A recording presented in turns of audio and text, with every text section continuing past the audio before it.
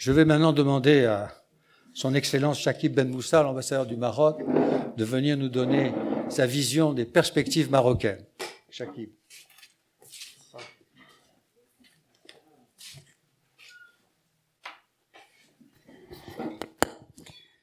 Merci, mon cher Frédéric. Merci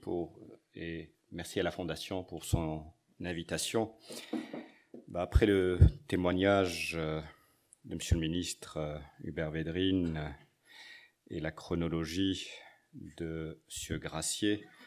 je voudrais partager avec vous quelques réflexions, plus d'ordre général,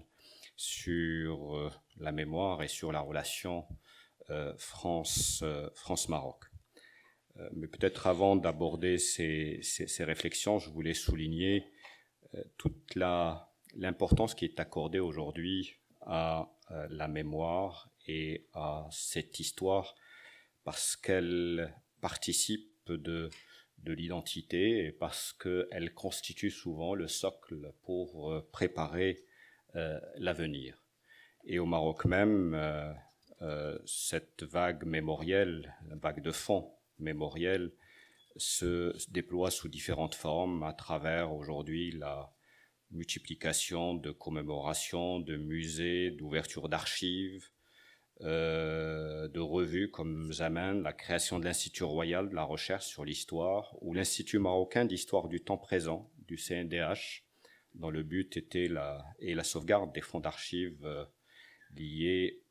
aux travaux de l'instance équité et réconciliation, comme la commémoration du cinquantenaire de l'indépendance en 2006 au Maroc. Mais plus proche de nous, en France, je voudrais rappeler qu'il y a eu plusieurs commémorations symboliques. Je citerai l'hommage en Corse, en présence du président de la République et de son Altesse royale, le prince Moulay Rachid, aux combattants de la France libre. Je citerai la célébration dans les salons du Quai d'Orsay du 60e anniversaire de la déclaration de la Celle-Saint-Cloud,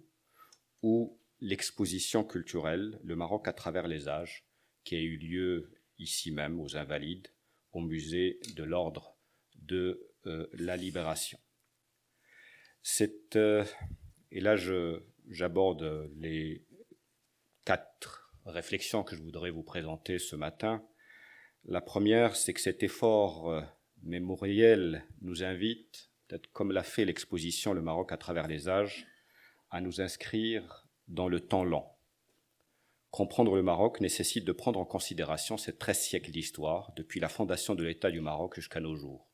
notamment son identité politique et spirituelle, à savoir l'adoption d'un islam modéré basé sur le rite malékite, la doctrine ash'arite, le soufisme sunnite et la commanderie des croyants,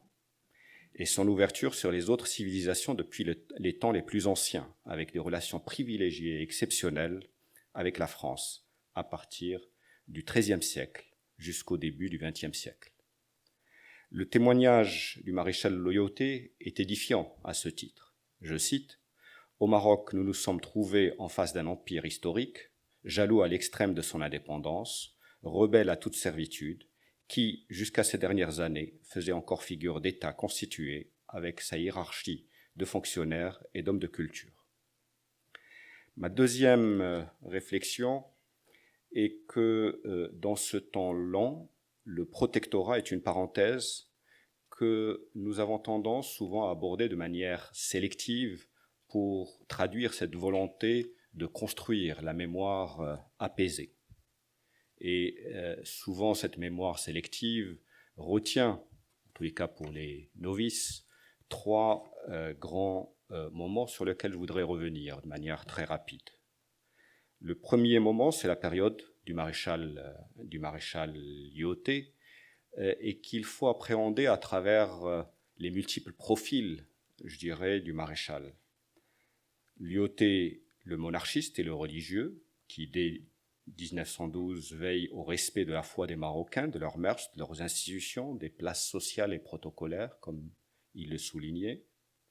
Lyautey, le visionnaire, qui lance une vaste opération de modernisation du Maroc et prépare l'avenir, mais aussi Lyautey, le stratège militaire qui conforte l'occupation française, mate les rébellions et neutralise les dissidences, pacifie plusieurs régions et réalise la jonction Algérie, Maroc oriental et Maroc central. Un lieutenant qui, lorsqu'il était au commissaire aux confins et commandant à Ain Sfra, a activement contribué au grignotage de portions du territoire marocain du sud-est. Le deuxième moment fort que l'on retient de cette période du protectorat est celui des deux conflits mondiaux, au cours desquels le Maroc se rangea aux côtés de la France, dans le camp des défenseurs du droit et des idéaux de liberté et de démocratie. La participation massive des Marocains à ces deux conflits et les sacrifices pour défendre la cause française ont balisé une étape majeure de notre histoire militaire commune que les soldats marocains et français ont écrite avec leur sang. Ils ont gravé dans des mémoires de souvenirs de cette fraternité d'armes, effaçant les différences de culture, de langue ou de religion. La gratitude de la France envers ces sacrifices consentis se traduisit par l'invitation adressée par le général de Gaulle au sultan Sidi Mohamed Ben Youssef à assister aux festivités du 18 juin 1945 et aux célébrations de la victoire. Et le général accueillit le sultan avec tous les honneurs dus à ce soutien fidèle à la France et fit de Sidi Mohamed Ben Youssef un compagnon de la libération. Le troisième moment fort de cette période protectorat est le parcours vers l'indépendance, comme le soulignait Frédéric Grasset,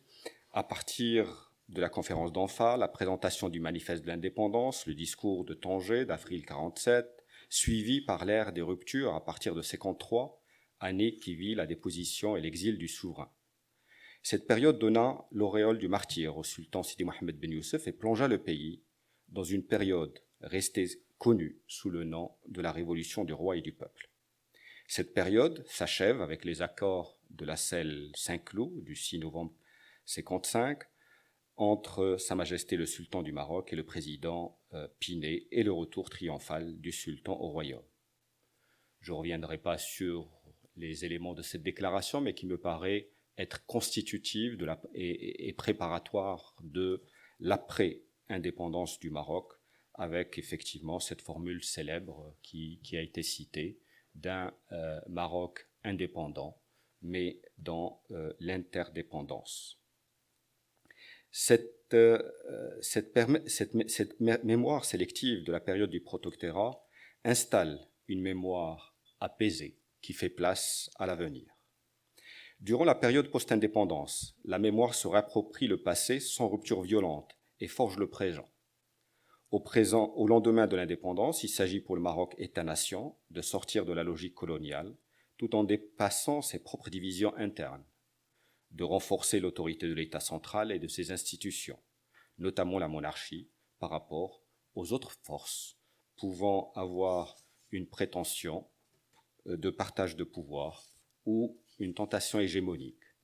de construire le Maroc moderne, non pas en reprenant les réformes bloquées par le protectorat, mais en s'inspirant des réformes de modernisation adaptées à son contexte et à son système politique. Il s'agit aussi de poursuivre l'action de décolonisation. Tarfaya, Sidi Ifni, le Sahara étaient encore sous occupation, et récupérer les territoires encore occupés. Sans développer ces volets qui seront abordés par les spécialistes et qui nécessitent certainement la poursuite des efforts de recherche et d'analyse, j'évoquerai deux points. D'abord, un témoignage sur la coopération technique dans le domaine de l'ingénierie, et puis un sujet toujours d'actualité qui est celui de l'intégrité territoriale. Mon ami Mustapha Faris, avec le regretté Jacques Bourdillon, ont parfaitement illustré dans un livre récent la relation à la fois originale et extraordinaire en densité de liens de toute nature qui s'est établie après l'indépendance dans l'édification du Nouveau Maroc. J'y ai moi-même apporté un témoignage qui est dans ce livre, qui montre comment cette relation a permis au Maroc, étape après étape, d'acquérir pour ses études d'infrastructures une expertise reconnue qu'il met au service des projets nationaux et qu'il exporte aujourd'hui, notamment en Afrique. À l'indépendance, il y a eu une étape de transition assurée par la présence de camarades français qui ont assisté les jeunes ingénieurs marocains et avaient à cœur de leur transmettre les leviers de commande en ordre de marche. Elle fut suivie d'une étape d'éclosion d'un noyau marocain d'ingénierie qui, au départ, a travaillé en sous-traitance de bureaux d'études français, Puis s'en est suivi, au fur et à mesure que les capacités nationales se développaient, une étape d'autonomie pour la réalisation des projets nationaux d'infrastructure, avant d'arriver à une étape d'émancipation. Celle-ci permet aujourd'hui à ces bureaux d'études d'être présents sur le continent africain, seuls ou parfois en partenariat et en synergie avec des bureaux d'études français pour être plus compétitifs et faire face à la concurrence, notamment asiatique. Il convient aussi de rappeler que l'histoire coloniale a laissé un héritage de frontières controversées, qui a paralysé toute une région et qui obère le développement et l'avenir du Maroc et du Maghreb. Le Maroc est le seul pays du monde arabo-musulman à avoir été occupé par deux puissances étrangères lors de la période coloniale, la France au centre et l'Espagne, qui s'installe au nord et au sud du royaume.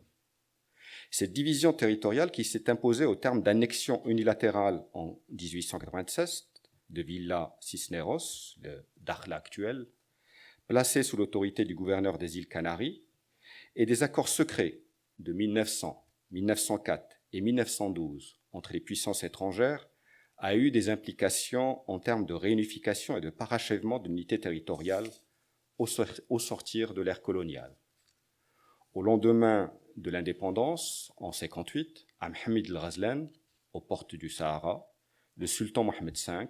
devait solennellement déclarer que l'indépendance du pays restait incomplète sans la récupération des autres portions de son territoire encore sous occupation étrangère, notamment Sakia al-Hamra et Oued Dahab. À la même période, l'armée marocaine de libération était en opération sur le terrain pour libérer les tribus sahraouis et avait effectivement réussi à s'emparer de Smara avant d'en être délogée par les forces conjointes franco-espagnoles lancées contre elles dans le cadre de l'opération Écouvillon. Il a fallu attendre 1975 et la marche verte pour récupérer le Sahara. Quelques années plus tard, pour sortir de l'impasse dans laquelle se trouvait le dossier aux Nations Unies, le Maroc a proposé une solution politique, le plan d'autonomie pour la région du Sahara, présenté à l'ONU en 2007, et considéré comme une alternative crédible et sérieuse. Depuis, le Maroc, sans attendre les discussions aux Nations Unies, n'a eu de cesse de développer les provinces du Sud au bénéfice des populations à travers la mise en œuvre de la régionalisation avancée et d'un vaste programme de développement des provinces du Sud de plus de 7 milliards d'euros sur 10 ans. Pour le Maroc, il est important que la situation de vulnérabilité, voire d'instabilité que connaît la région saharo-sahélienne ne puisse s'étendre aux provinces du Sud. En retournant à l'Union africaine ou en demandant l'adhésion à la CEDEAO, l'objectif du Maroc est de contribuer à relever les défis de l'Afrique et à participer à la stabilité et au développement durable de la région, mais aussi à mieux défendre le dossier de son intégrité territoriale. Sur ce dossier, le soutien de la France continue depuis toujours à la position marocaine, ne se borne pas à satisfaire un pays ami, il tient compte des réalités historiques que la France connaît bien, mais aussi des considérations de risque et d'impact sur la stabilité régionale. La quatrième et dernière réflexion que je voudrais partager avec vous, c'est qu'au-delà de cette période post-indépendance, toute analyse sur la mémoire comporte une dimension projective. Comment, par quelles voies et moyens préserver et nourrir la singularité et l'exceptionnalité de la relation France-Maroc? La réponse, à mon sens, est à deux niveaux. D'une part, renouveler la relation entre la France et le Maroc en mettant l'accent, au-delà de l'amitié et de cette histoire partagée, sur la convergence d'intérêts entre les deux pays, que cela soit dans les domaines de la sécurité, de la lutte contre le terrorisme, de la prévention de la radicalisation ou de la migration maîtrisée et organisée, que cela soit dans le domaine économique avec un intérêt partagé à contribuer à la compétitivité globale d'opérateurs économiques dans le cadre du co-développement, ou à tirer profit de la dimension africaine du Maroc,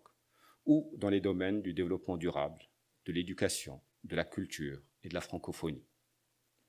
D'autre part, protéger cette relation contre toute forme de nuisance, prendre conscience que cette relation n'est pas un acquis qui va de soi, mais qu'elle a besoin de part et d'autre de vigilance, de respect mutuel et de preuve d'amitié. Les incidents de 2014 ont eu un effet d'électrochoc puisqu'ils ont révélé des dysfonctionnements importants. Une simple plainte d'un repris de justice franco-marocain pouvait résulter dans l'envoi de forces de l'ordre pour amener le plus haut responsable sécuritaire du Maroc, sans autre forme de respect des usages diplomatiques et des conventions de coopération judiciaire. Les autorités marocaines ont de ce fait suspendu la coopération judiciaire jusqu'à ce qu'un protocole judiciaire additionnel soit convenu. Protocole